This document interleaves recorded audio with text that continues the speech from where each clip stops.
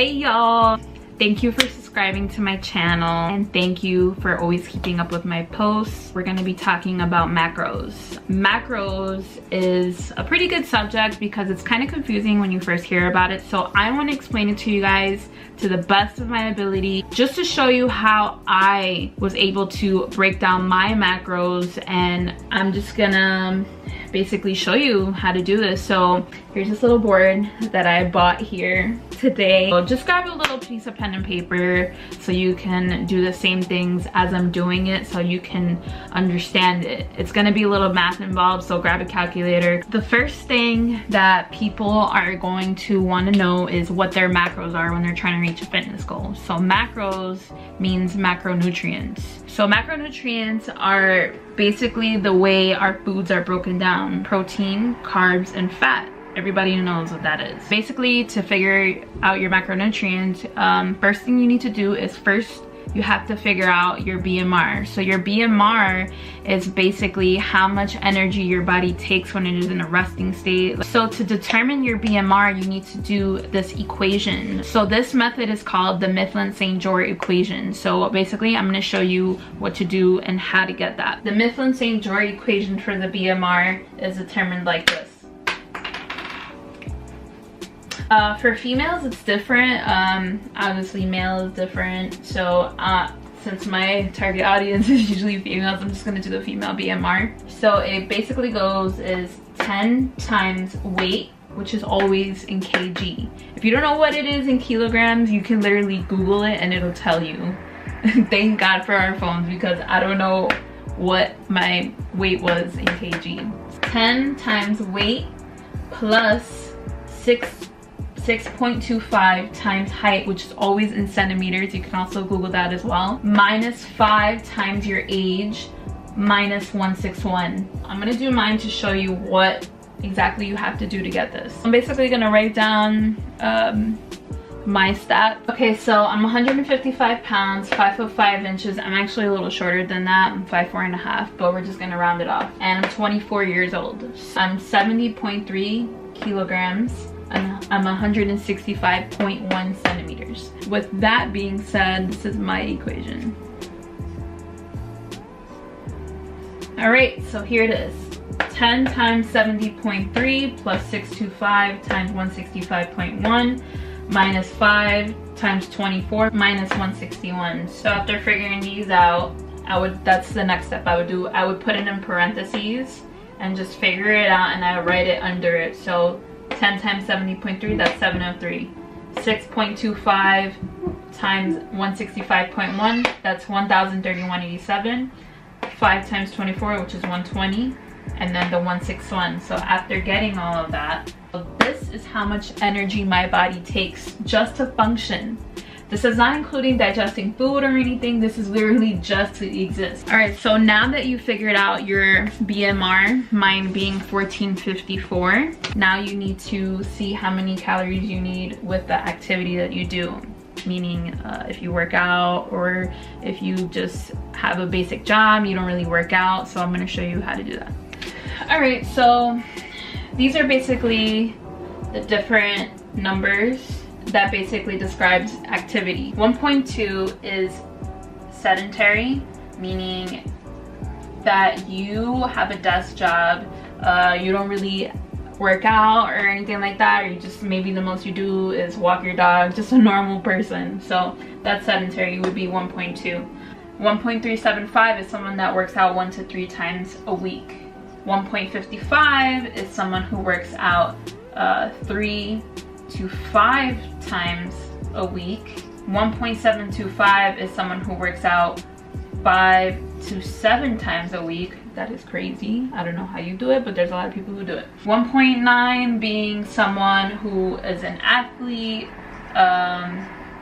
or someone who has an extremely physically demanding job. So in my situation, I am 1.55 because I work out 5 times a week. So this is realistic. Don't try to overcalculate it, and you're gonna take the number that you got from the BMR, mine being 1453.87 times 155, because that's my level of activity. So this is how much I need to consume for my energy levels based off of my activity and along with my BMR. 2,253.49. This is just your maintenance level. You're not gonna lose weight, you're not gonna gain weight. This is literally what you need to eat to function, but this is for someone who works out 5 times a week. If you're someone that wants to lose weight, rule of thumb is you need to be in a caloric deficit. So you have to intake less of this. A rule of thumb is 3,500 calories per pound of body fat. So let's say you're someone that wants to lose 5 pounds. You need to lose 3,500 calories to lose a pound of body fat. I used to always be so confused with that because I'm like, 3,500 calories? Like, who the hell is gonna burn 3,500 calories in a week? There are 7 days in a week, correct? So what you're gonna do is you're gonna divide 3,500 by 7. 3,500 divided by 7, that's 500 calories. You need to take in 500 calories less every single day of the week. We're gonna subtract 500 calories from that. I used to literally always think like, oh my god, 3,500 calories, like I don't understand what they mean by that. And it literally made no sense to me because like I was like, yo, it's impossible to burn 3,500 calories in a week at the gym. I'm over here thinking that you have to burn that. No. So I need to be taking in 1,754 calories a day to lose weight, to lose 1 pound of body fat per week. So now that you got the calories and you know what you need to eat, you need to break it down into those 3 groups: the proteins, fats, and carbs. Rule of thumb with protein is it should be 1 gram per pound of body weight. So since I want to be 150 pounds, this is what I want to go down to.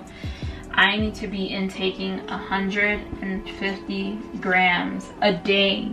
So for fats, the way you figure out fats is you multiply 0.4 times the weight that you want to be. So 0.4, I want to be 150 pounds. 0.4 times 150 equals 60 grams. So I need to be intaking 60 grams of fat per day. Carbohydrates are a little tricky to figure out, but I'm going to show you how to get it. In this situation, when you want to figure out how many carbs you should be intaking, this is very important, by the way. Just because you have to intake 1,754 calories per day doesn't mean that you're going to eat like 1,000 calories worth of bread and carbs. So this is why it's important to figure out every gram that you need per macro. We already figured out the protein, the fats, so now the last thing that's left is carbs. So carbs, you're kind of gonna do it backwards. So the first thing that you're gonna do is you're gonna figure out how many calories are in the protein that you eat and how many calories are in the fats that you eat. You're gonna multiply the 150 grams a day by times 4. And then for the fats, you're gonna multiply the 60 grams a day times 9. I'm eating about 600 calories per day on the protein. On the fats, I am eating about 540 calories per day. Basically, to figure out the carbs, what you're gonna do is you're gonna take the number of calories that you eat per day and you're gonna subtract what you've eaten. 1754 minus 600 minus 540, and what you have left over is going to be the amount of calories of carbs that you require per day. So once you got that, you're going to divide it by 4. But I'm going to do it in the equation that it looks like I did it by multiplying it. So once you divide 614 by 4, you're going to get the number of grams of carbs that you should be eating a day. So mine is 153.5 grams. For protein, I need 150 grams. For fats, I need 60 grams. And for carbs, I need 153.5 grams. Sometimes this can vary in the sense of the carbs and proteins depending on what your workouts are, if you're going to be training hard. Some people's bodies don't work well with carbs if they're eating too many carbs, so you can always tweak it a little bit. But as long as you're staying like within that range, and now you have a basic understanding of how many macros you should be intaking every single day. It's very simple. So once you guys get this equation down and you figure it out, just download MyFitnessPal and track everything that you eat. Everything. Like, even if you put a tiny little scoop of peanut butter on your apple or whatever you're eating, you need to track that. So it's very important to measure everything. MyFitnessPal has everything. So once you track that, you're gonna be very aware of what you're taking in every single day. So anyways, guys, I hope that helps. Yeah, that's basically it, man. So it's very simple. Just go over it again and make sure that you write it down on a piece of paper and you do the math so you can figure out your macronutrients.